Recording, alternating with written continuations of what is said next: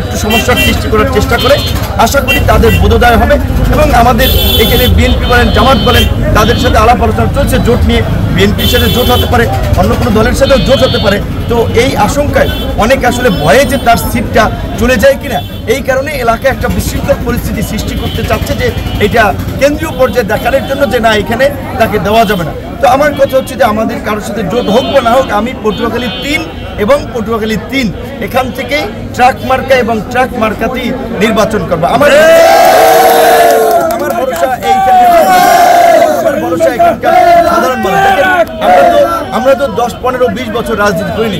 অল্প সময়ের রাজনীতিকে এই পথযাত্রা আপনারা দেখেছেন, আমাদের বিভিন্ন সভাগুলো, আমাদের এই গণসংযোগগুলো, লোকারণ্য, যেখানে যে মানুষের একটা স্বতঃস্ফূর্ত উপস্থিতি এবং সমর্থন আমরা লক্ষ্য করি। আমরা তো কাউকে ভয় দেখিয়ে, হুমকি দামকি দেখিয়ে আমাদের মিছিলে আসছি না। আমরা আশা করি আগামীতে একটা অবাধ, সুষ্ঠু, নিরপেক্ষ নির্বাচনের মধ্যে দিয়ে মানুষ এখানে বিপুল ভোটে জয়লাভ করবে।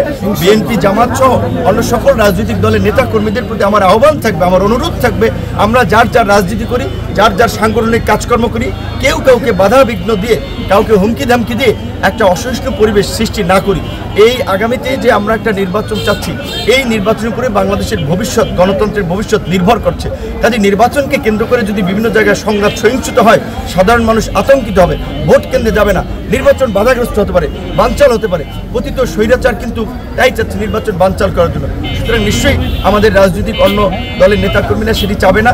আমরা গণ অধিকার পরিষদের পক্ষ থেকে ইতিবাচক রাজনীতিকে উৎসাহিত করি, ইতিবাচক রাজনীতি নিয়ে এগিয়ে যেতে চাই। আমরা হানাহানি, মারামারি, বিদ্বেষ আমরা চাই না।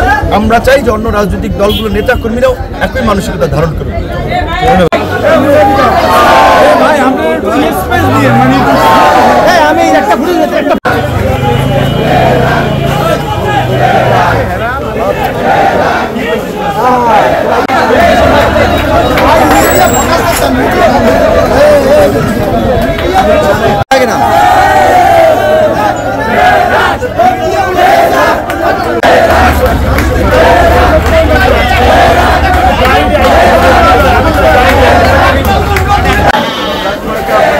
একটু সামনে দেখেন না কেউ।